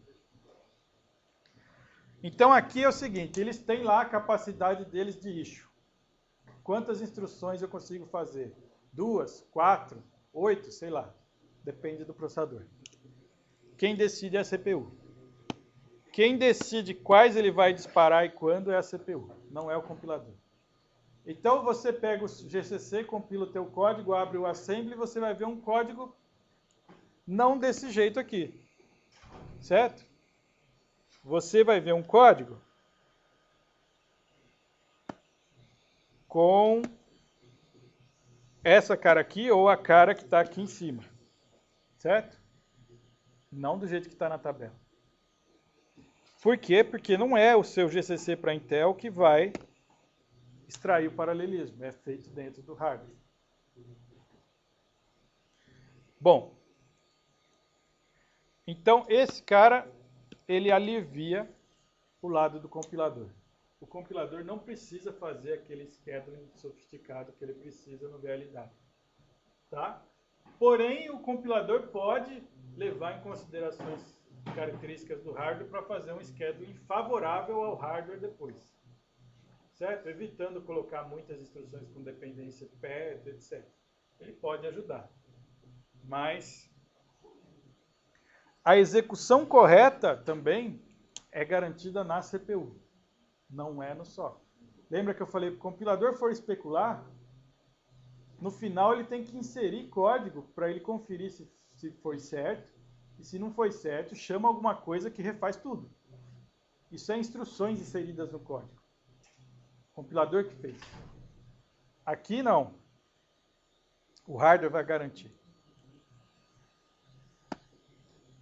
Então, aquela mesma sequência, né? Load, ADU, sub, SL... Não é a mesma, não. É o mesmo T0, mas não é o mesmo código. Tem uma dependência aqui. E o que o hardware vai fazer? O hardware vai fazer o seguinte. Ele vai ter essa estrutura dentro do pipeline dele. Instruction Fetch and Decode Unit. Então ele tem um pedaço aqui que cuida do fetch e do decode. E ele dispara isso para várias coisas aqui que estão chamadas de Reservation Station, que é o início da execução do pipeline. E cada uma delas tem unidades de execução associadas. Tá? Inteiro, ponto flutuante, load store, desvio, o que for. Pode ter dezenas. Certo? E no final tem uma unidade de commit. O que vai acontecer aqui dentro? As instruções vêm em ordem lá em cima. Quando ele dispara para um Reservation Station, ele põe lá no Reservation Station o seguinte: essa é a operação, esses são os operandos que essa operação precisa. Se os operandos já estão prontos, segue, executa, termina e pronto. Se ele verifica que tem dependência com outras instruções que ainda não estão prontas, aquilo fica na Reservation Station. Não entra. Tá? Então, se aqui eu tiver um cara que precisa de um dado, de uma instrução que entrou aqui, ele só vai entrar quando essa instrução aqui produzir o resultado que ele quer. Ele não passa para baixo antes disso. O hardware checa. Certo? uma vez estando pronto o valor, ele dispara imediatamente aquela outra instrução que estava esperando, e assim vai. Só que ele pode disparar as instruções para as várias reservation stations aqui, se elas forem dos tipos que pode ir, certo? E aí vai fazendo essa coisa dos operandos, anotando o que cada um precisa e se está pronto ou não. E aí, conforme os operandos vão ficando prontos, as instruções já vão sendo disparadas. Isso faz com que a execução não fique necessariamente na ordem que elas entraram. Porque uma instrução que entrou depois, pode ser que o operando dela fique pronto antes do que uma que veio antes dela. Por exemplo, eu tenho uma instrução esperando um operando, que é um resultado de um load. Isso demora. Entra outra instrução seguinte, que está esperando o resultado de um add, que é potencialmente bem mais rápido, porque o load envolve cache miss, etc. Certo? Bom, mas ele não vai esperar, ele vai fazendo. Então, a execução ela é fora da ordem da entrada. Então, ele pega as instruções em ordem, decodifica e dispara. O que acontece aqui é fora de ordem. Ficou pronto o dado, eu executo. Se eu não tiver dependência, isto é, resolvi a dependência dessa instrução, eu executo. Chega no final, como é que ele garante que o programa vai dar certo? Porque ele só faz o commit da instrução, isto é, ele só grava o resultado no registrador ou na memória, na ordem, de novo. Então ele executa fora de ordem e depois tem o que chama de reorder buffer, que é o que está escrito aqui, né? E aqui ele garante que ele escreve os resultados na ordem que foi feito o issue lá em cima. O despacho lá em cima. Então, ele despacha em ordem e ele termina em ordem, mas ele executa fora de ordem. E é aqui que ele tira paralelismo. E tudo isso aqui é hardware. Tá?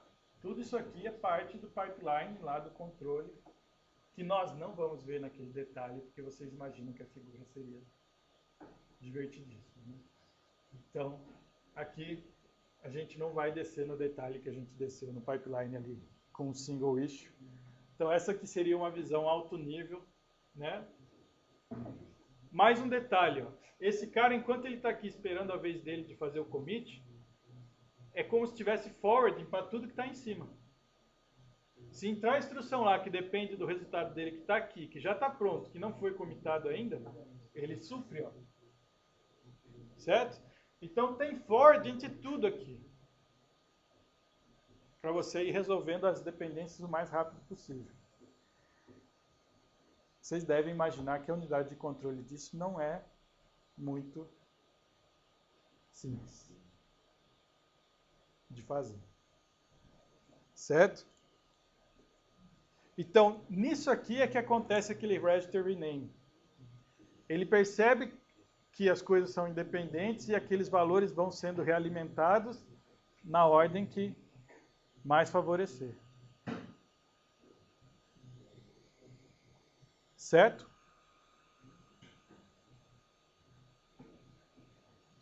Tudo bem?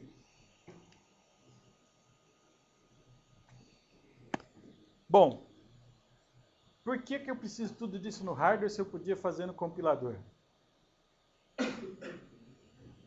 Nem sempre o compilador consegue decidir tudo, tá? O hardware tem a vantagem que ele está fazendo ali dinamicamente, durante a execução. Tem stalls que você não consegue prever, que são os stalls de cache miss, por exemplo. Né? O compilador sabe que o load teria um ciclo ali de stall, mas na verdade se der cache miss vai ser vários ciclos, não vai ser um. Certo? Então, e tem uma outra coisa que complica bastante também o trabalho do compilador. É que para o mesmo ISA você pode ter vários processadores diferentes. E são pipelines diferentes. As latências, as coisas relativas à estrutura do pipeline pode ser diferente. Então o compilador não consegue saber todos os detalhes do hardware exatamente. Tá certo? Você faz compilação para x86 e executa o mesmo código no seu Core 2 Duo, Core Quad, não sei o que, e no equivalente da AMD, por exemplo. Certo? Porém, por dentro, os processadores são muito diferentes. São pipelines totalmente diferentes. Eles executam o mesmo conjunto de instruções, mas eles por dentro são totalmente diferentes. Tanto que são concorrentes. Se você executar benchmarks, vocês vão ver que os desempenhos variam bastante. Então, como é que o compilador sabe disso? Ele não sabe. Ele não tem como saber nesse nível. O máximo que ele chega é no ISA. Então, o hardware consegue fazer coisas que o compilador não tem como atingir. Tá? E para acabar, então, resumindo. Esse negócio de multiple issue funciona? Eu consigo realmente fazer isso? Sim. Não tanto quanto você gostaria, mas sim. Né? Sempre vai aparecer uma dependência ou outra que vai te obrigar a colocar um NOP num daqueles slots ou alguma coisa do tipo. Certo? Então, isso limita muito o paralelismo. Limita muito, às vezes não muito, depende do estilo da aplicação. Tá? Mas limita o paralelismo que você consegue extrair com essas técnicas. Um tipo de dependência que é muito difícil de eliminar. Pointer alias. Vou explicar em alto nível, que é bem mais fácil. Eu tenho no meu código dois apontadores, P1 e P2. Como é que eu consigo garantir que eles nunca vão estar apontando para o mesmo endereço? Não tem como o compilador fazer isso em muitas das vezes. Tá? E isso vai acabar criando dependência no código, que vai acabar eliminando a oportunidade de fazer paralelismo. Certo? Outra coisa é, no hardware, por exemplo, você tem um limite da janela de instruções que você enxerga. O paralelismo que você consegue expor é o paralelismo dentro dessa janela. Não é do programa inteiro. E o problema da diferença da velocidade do processador e da memória. Você começar a ter muito cache miss, muito não sei o que, muito stalls por causa de cache miss, você não tem como manter o pipeline cheio. Certo? Porque vai demorar muitos ciclos até o dado chegar em você. Aí as instruções vão acabar ficando paradas esperando. Então, por isso que o que a gente vai ver em seguida no curso é extremamente importante, que é o projeto da hierarquia de memória. Se você não tiver uma boa hierarquia de cache, não adianta ter tudo isso aqui. O desempenho vai ser horroroso do mesmo jeito. Certo? E a especulação pode ajudar? Sim, mas não é feita de uma maneira ingênua, não. Né? Tem que ser muito bem calibrado os chutes, porque senão você paga mais para recuperar do que você ganha quando você acerta.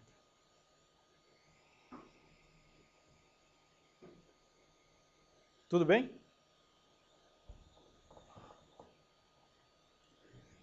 Dúvidas?